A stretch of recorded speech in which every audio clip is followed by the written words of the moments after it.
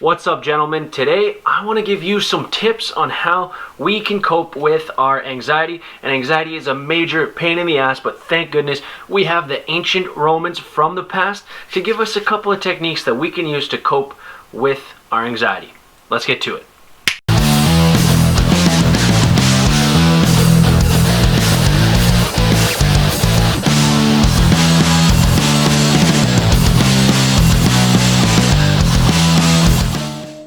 Alright, gentlemen, so to start us off, I wanted to let you know that I'm going to be referring to, of course, the Meditations by Marcus Aurelius in this video, and another book that I've been reading lately called How to Think Like a Roman Emperor by Robertson. You can find these books down below. The first step when it comes to coping with anxiety is really accepting your emotions, understanding that emotions are okay to have, and your initial reaction to these things is something that can't be helped exactly. Anxiety is a natural reaction that all of us get. It doesn't matter how much you've worked on yourself, how alpha you think you are. It's a natural reaction that's going to happen to us no matter what type of things are going on in our life. You could easily receive something in the mail, like a letter to go to court or anything like that, that'll give you some sort of anxiety. It doesn't necessarily mean you're doing anything wrong at all. But I'm going to go do some Christmas shopping, and you guys are going to come with me while we go over handling our anxiety. So let's get out of here.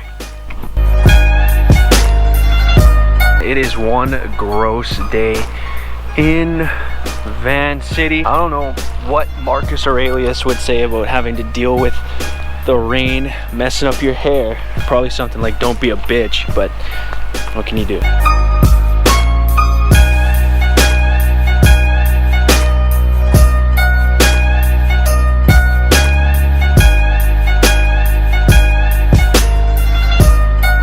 I'm gonna throw a question at you. Alright. How would you relate dressing well to anxiety and how it may or may not help? Today I'm really focusing on what the ancient Romans did to help their anxiety and the Stoics did to help their anxiety. But you know, someone like Marcus Aurelius he preferred not to dress well.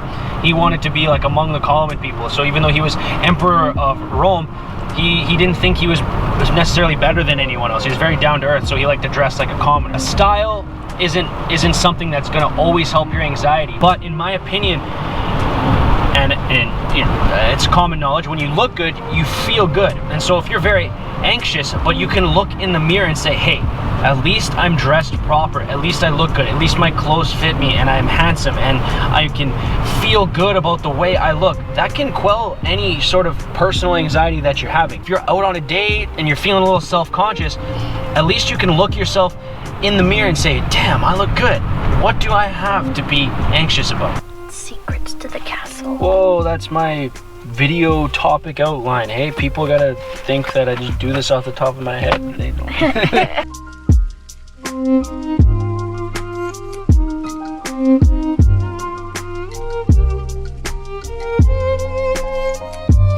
But when it comes to being anxious or struggling with anxiety in a certain moment, it's important that we take the time to actually lay out the facts. Sit down and write out the facts about the situation that you're in. Let's say you got in an argument with your boss at work and you're wondering about, man, is he gonna fire me? Is he gonna lay me off? Am I done here? Write out the facts about the situation.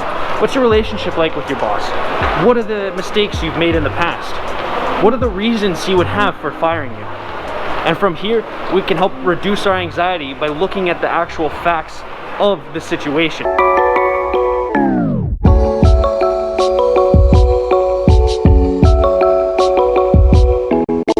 When we lay out the facts that way, it keeps us from catastrophizing. And in cognitive behavioral therapy, they use the term catastrophizing and decatastrophizing. And Epictetus liked to say that when we catastrophize, we're not being objective about the situation. He liked to say that if you are lost out at sea and you're on a ship in the middle of a storm, the only appropriate way to assess that situation is to say, I am lost out at sea in the middle of a storm.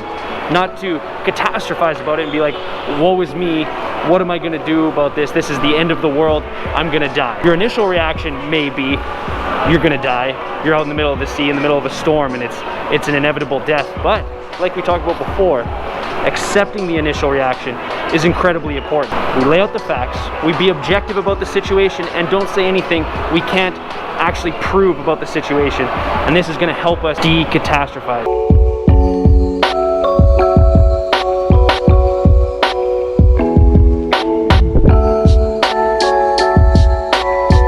So we're in chapter shopping for my friend Trevor. Trevor, if you are watching this, don't look at this next part. Actually, I'm not even going to show the book because I know no matter what I say, you're still going to look. Anyway, I'm about to buy you your present.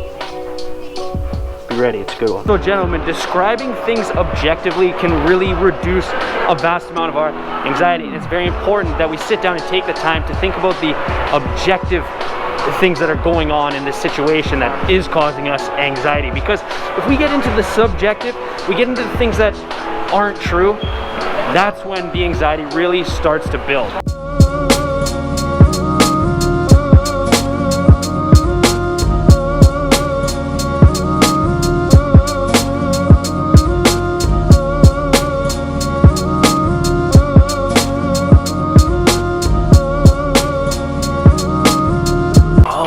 We are back here at the Man Talk premises, Man Talk offices. Before, we were talking about decatastrophizing. We were talking about catastrophizing and decatastrophizing, terms that are used often in cognitive behavioral therapy. And so the next step, the next thing we want to focus on is decatastrophize. Ask ourselves, how likely is it that something really bad is actually going to happen in this situation? Take our facts that we have listed out, and then we ask ourselves, how likely is it that something terrible is going to happen after we look at all these facts, after we speak about the events objectively. So if we can talk ourselves down and actually ask ourselves, how likely is it that something bad is actually going to happen here, we'll realize that usually it's not so bad. Like the worst thing that can possibly happen likely isn't gonna happen. And this can be tough in the moment when our emotions are raging, our anxiety is blaring through the roof.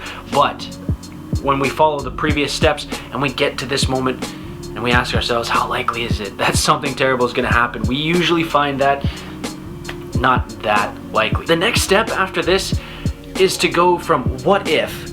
So what if that worst possible thing happens to so what? So this part is about asking ourselves, so what if that bad thing happens? What's the absolute worst thing about what is gonna happen? Whatever happens, happens. It's not the end of the world. I can deal with this. And this goes for just about any situation. And even when it comes to the death of a family member, things are gonna hurt us. Absolutely, they're gonna strike us so deep. It's important to remember there's nothing wrong with that. There's nothing wrong with our emotions hitting us deep. There's nothing wrong with feeling terrible. There's nothing wrong with being sad. There's nothing wrong with having anxiety. But the thing is, so what if this happens? How am I going to deal with it? How am I going to handle this going forward? And maybe we need to take some time to grovel with these situations. If it's something severe and it's shooting our anxiety through the roof, if it's something terrible like the death of a family member, it's important to take time to grovel. But then we have to take action.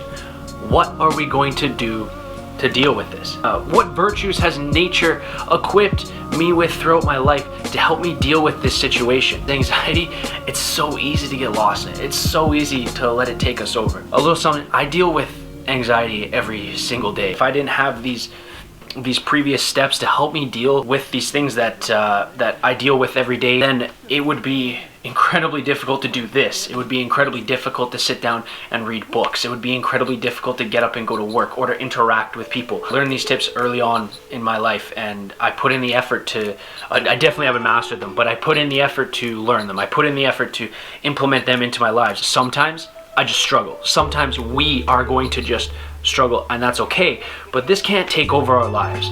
This is something we need to learn to deal with as men so we can ground ourselves and move forward and help others deal with these things, because these are all surmountable. The ancient Romans, like Epictetus and Marcus Aurelius, these guys laid the groundwork for us to really deal with these things. So I'm going to end things off with a quote from Epictetus. It is not the things that upset us, but our judgment about those things that upsets us. Take that as you will, gentlemen. Alright, gentlemen, so what did you think of today's video? Let me know down below, and let me know if there's some things that you personally use to help you deal with anxiety, because it's something we all go through. There's nothing to be ashamed of. Anyway, gentlemen, why don't you go down below and sauce me one of these bad boys. Smash that subscribe button to rid yourself of anxiety. And just a friendly reminder, the books that I referenced mostly in today's video were, of course, the classic, the Meditations by the great Marcus Aurelius, and Donald Robertson's How to Think Like a Roman Emperor, a fantastic book, and I'll have these both linked down below for you handsome ass dudes, so you can go and pick them up for yourselves and think like a Roman emperor and destroy anxiety. Have a fantastic rest of your day, gentlemen, and as always, stay handsome.